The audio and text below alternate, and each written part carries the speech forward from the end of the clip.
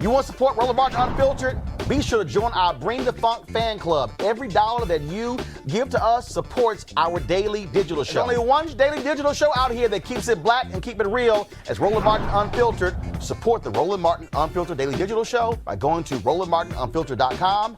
You can make this possible. One of the other issues that is critically important is housing. In the last several years, we saw where in 2017, the black home ownership rate dropped to 40.2%, its lowest number, literally since the Fair Housing Act was signed in 1968. So much attention has been focused on that because what we saw was that during the economic downturn in 2017, we saw the rug being pulled out. 53% of black wealth was wiped out, and that was largely due to the home foreclosure crisis. Now, President Joe Biden signed an executive order addressing the U.S.'s history of discriminatory housing practices and policies. Biden is hoping to secure equal access to housing opportunity for all. Now, in a memorandum, he said ongoing legacies of residential segregation and discrimination remain ever present in our society. These include a racial gap in home ownership, a persistent undervaluation of properties owned by families of color, a disproportionate burden of pollution and exposure to the impacts of climate change in communities of color, and systemic barriers to safe, accessible, and affordable housing for people of color, immigrants, individuals with disabilities, and so on. Biden is hoping to close that gap. Joining me now is Antoine Thompson, Executive Director of the National Association of Real Estate Brokers, as well as Adrianne Todman, CEO of the National Organization of Housing and Redevelopment Officials. And then, of course, we still have our panel with us. And so let me first start with you, Antoine. The housing issue, when you look at in America, first of all, most wealth in America has been passed on in terms of legacy, in terms of inheritance. The second most comes from owning your home. Yeah, absolutely. No doubt about it. Wealth is home ownership is the number one way that wealth is accumulated and transferred in America.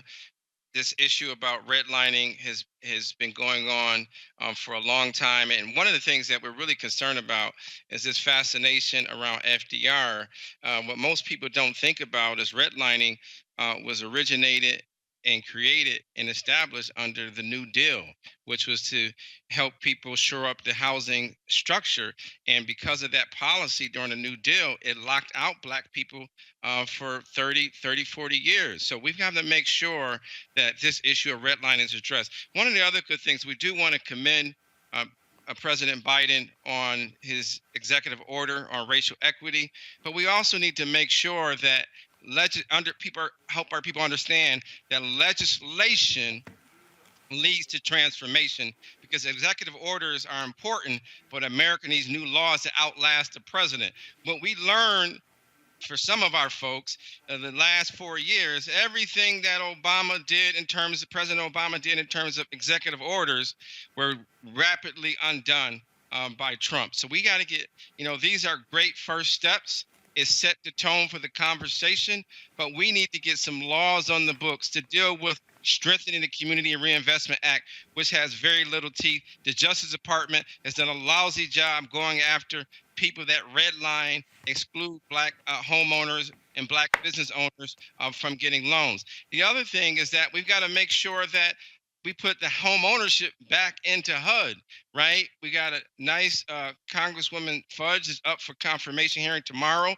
We have a very robust agenda for the Department of Housing and Urban Development and a few other agencies as well. But we've got to get some more home ownership really coming out of HUD with real dollars, real grants, real capital improvements dollars, so we can invest more in home ownership. The other thing is that this issue around student loan debt. Most people are not aware there is a disparity in how HUD calculates student loan debt compared to Fannie Mae and Freddie Mac, where you get those conventional mortgages. Fewer than 5% of Black people in America get a conventional mortgage. So we're heavily dependent on mortgages from HUD. And right now, their pricing is difficult. It makes it more expensive for Black people to get housing. So there's a lot of things that the Biden administration can do from a regulatory perspective. In fact, the student loan debt calculation, they can do that on day one. So prayerfully, they'll hear this message. But there's a lot to do to put some teeth behind some of these proposals. Adrianne, I want to pull you in. Look, what we saw after the home foreclosure crisis, we saw these banks hold on to those homes. They lied to the people about toxic assets, held onto these particular homes, waited for the housing crisis to rebound. And then what they did is they then sold blocks of homes, 20, 30, 40,000 to these hedge funds. Now we have a significant number of Americans who are renting and not owning. There are people out there who are ready to buy their first home. They simply have been priced out. I can tell you in the last 18 months, I probably have gotten 100 text messages from people trying to buy my house in Dallas. And I keep responding 100 times, hell no, I'm not selling to y'all. And so where we are now is we have a nation where these folks are making a killing off of renting, and there's few housing stocks. So if you're trying to have a place to live, you got no choice but to rent. Right. Disinvestment in the Black community is not a notion, it's real. And what happened yesterday was tremendous. You had a president of the United States not just acknowledge the role the federal government has had in this disinvestment and segregation. You then had him say, we can do something about it. And then he told his agencies what he wanted to have done. You don't see that happen every day. And so we were really, really excited. Now, some folks might say it wasn't enough. It was just words. It's just signing a document. But leadership on these issues have to come from the very, very top. And we did not see leadership on these issues during the last administration. So it is the right time to begin to dig deep. And it's not just homeownership, right? We have about 2.4 million of our children who live in subsidized housing. And these are kids who will stay in subsidized housing when they become adults if we're not able to wrap our arms around them and say, here are some of the options, here's homeownership options, here's education, let's put some real amenities into these neighborhoods. And so, I'm thrilled by what happened yesterday. I think I heard Susan Rice say that when you invest in equity, it's good for the economy. That's true. There's a concept that's called lost Einsteins, where people who are disenfranchised have children who are not exposed.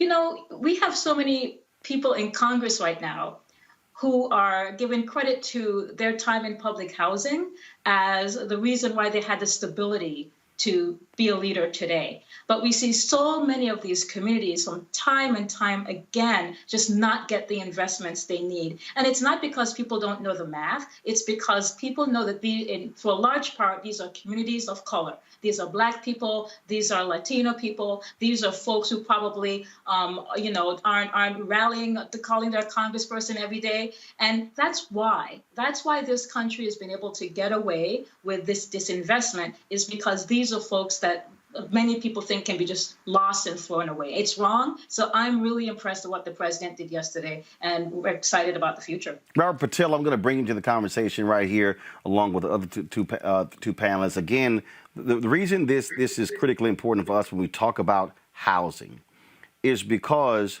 most folk don't, again, connect the dots.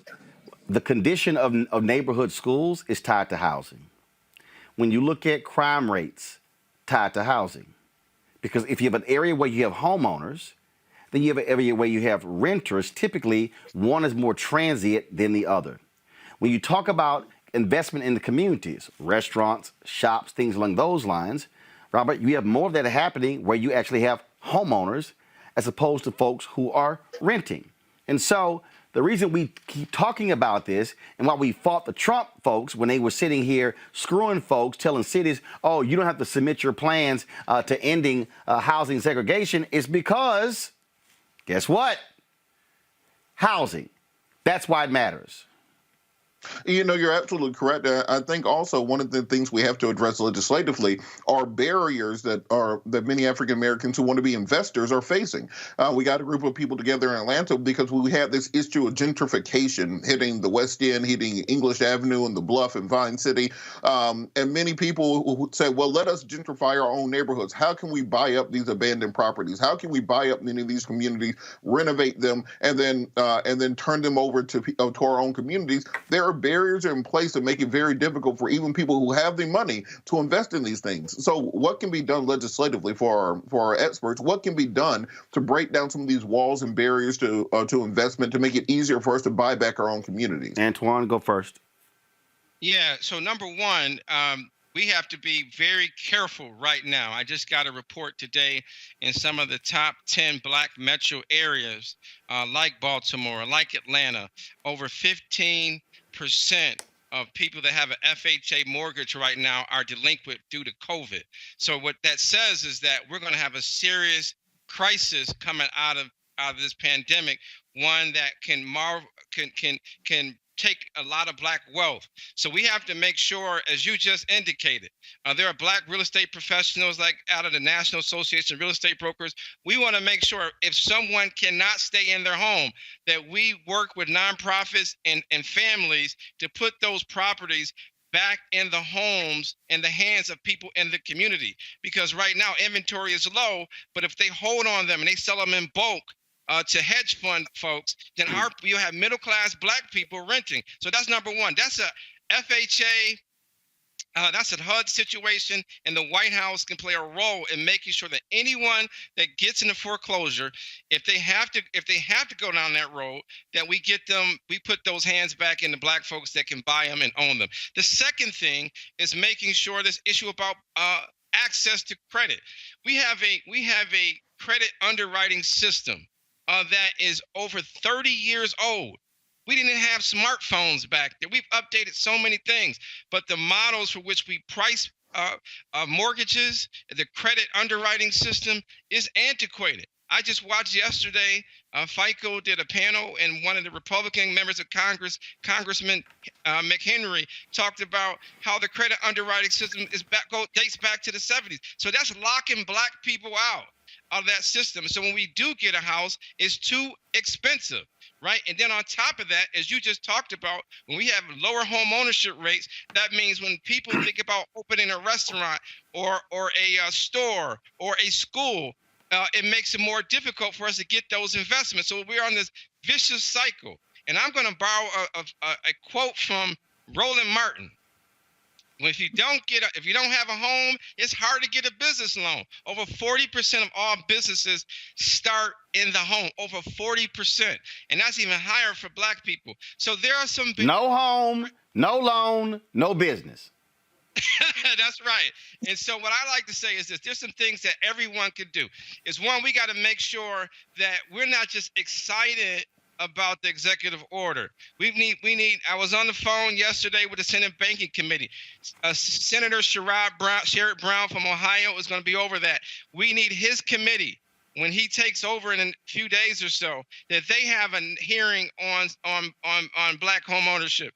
That the Congresswoman Waters continues her strong leadership on that, and that we get not only some executive orders, but they need to have a round table with all the top 100 lenders at the White House and bring some real estate professionals there, not just activists, but people that put people in homes. Got it. You talk to all the feel-good people, but you don't talk to the people that's putting people in homes every day, right? When they don't go to the white community and go talk to non-real estate people and non-developers, they go to them. And so we got to change that situation. We're going to keep swinging. We're going to work with them, salute them when they're right, and be on their case when they ain't doing it. Monique Presley, the reason I'm bringing this, and I want you to comment on this here, then Adrianne, I'm going to go to you.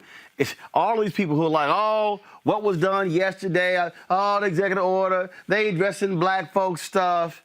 Again, we're not even 1 week into the new administration. Executive orders serve one purpose. Legislation serves another purpose.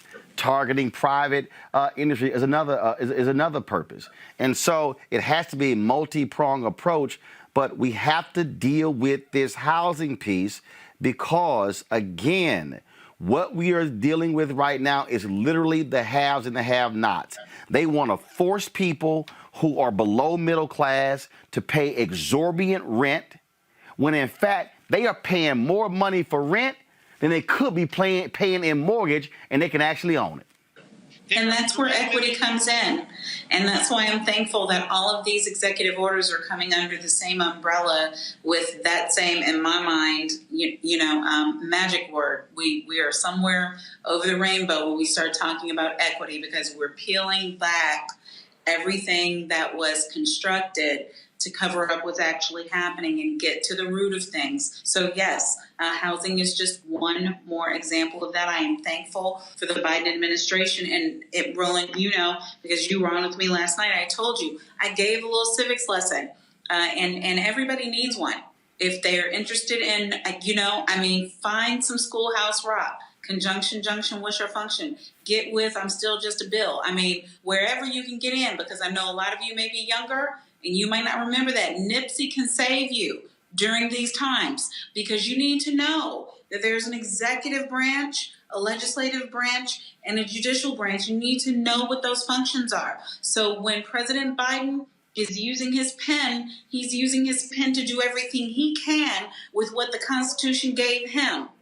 And then we need the legislature to do what they can do with appropriations. Appropriation requires legislation. Okay? And then we got the judicial branch. And they don't make no laws. They don't make no rules. They determine what is and what is not constitutional based on what the executive branch and the legislative branch have done. And so that's my that was less than 2 minutes. I'm getting good. Scott, are you still here? Professor Mo is in the house. So he won't let me talk. Listen. I did it for you, because how would law grads stick together? Listen. So get with that and understand. We have a president. The president's going to do his part, and then we need the legislature to do their part. All right, and that's the progression of things. Got it. But when we get progress, let's just call it progress, y'all. Scott, hold on. Adrian, the strategy again is also, to me, has to be when you track the numbers. It went down to 40.2%, back up to 42%. Again, there should be a clearly defined, number that we want to hit. Where do we want to see the black home ownership rate in the next 4 years? To me, we should say by the end of Biden's term, the black home ownership rate has to be back up to at least 50%. Has to be. I agree, and even higher in years to come. And here's the additional problem that we're going to have, Roland, and it's something that is just happening right under the surface. During this pandemic, we have had a lot of families who lost their jobs and couldn't pay their rent. Most of these families live in what we call mom and pop rental units owned by mostly people of color. Your grandma left your house and you decided to rent it out, and somebody's in there that can't pay their rent. We are actually potentially going to experience a situation where many of these landlords, many of whom happen to be Black or happen to be Latino, may lose their house, their investment house, because they can't pay their mortgage because their renter can't pay rent. And we're talking about hundreds of thousands of units across the country, which isn't even touched some of the foreclosure issues that we talked about. And what's going to happen to those homes? I'll tell you what's going to happen.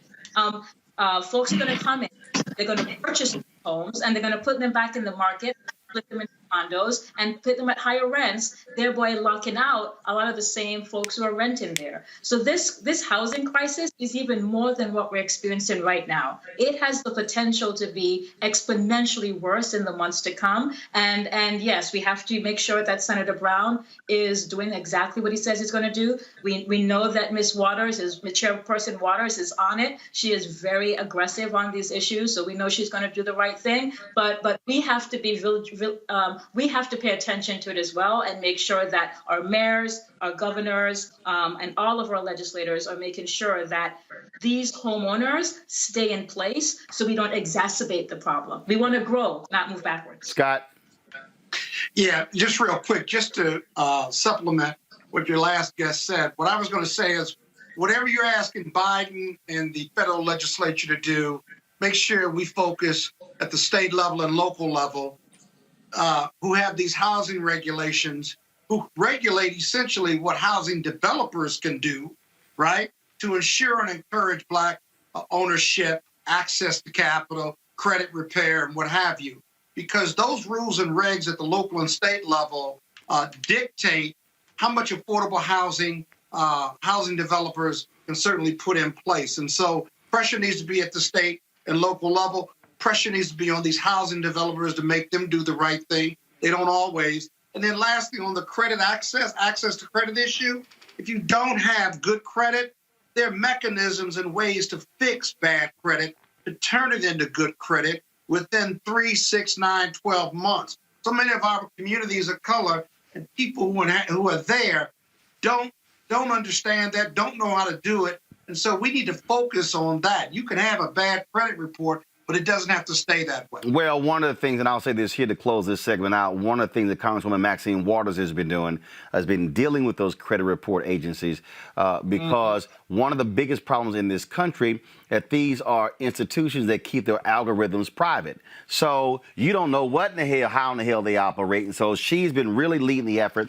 to have far more transparency when it comes to these credit agencies because, look, I do believe that you have inherent bias that exists in these credit report agencies, and there's no reason in the world that credit agencies should have that much control over the lives of so many Americans. And so that's one of the things that are being done. But as I said, folks, this is a multi-pronged approach. We're going to keep covering this issue and providing our folks more information on this topic. So Antoine Thompson, with Executive Director of the National Association of Real Estate Brokers, and Adrianne Todman with the National Organization of Housing and Redevelopment Officials. She's the CEO. We certainly appreciate both of you being with us. All right, folks, back to our Roland Martin Unfiltered video in just one moment. It's time to be smart. When we control our institutions, we win. This is the most important news show on television of any racial background. Y'all put $2, $3, $4, $5, $10, $15, $20, $30 on this and keep this going. What you've done, Roland, since this crisis came out in full bloom. Anybody watching this, tell your friends, go back and look at the last 2 weeks, especially of Roland Martin Unfiltered. I mean, hell, go back and look at the last 2 days. You've had sitting United States senators today, Klobuchar and Harris. Whatever you have, you can bring to Roland Martin Unfiltered to support it, please do, because this information may literally save your life. Watch Roland Martin Unfiltered daily at 6 p.m. Eastern on YouTube, Facebook, or Periscope, or go to RolandMartinUnfiltered.com. Support the Roland Martin Unfiltered Daily Digital Show by going to RolandMartinUnfiltered.com. Our goal is to get 20,000 of our fans contributing $50 each for the whole year. You can make this possible. RolandMartinUnfiltered.com.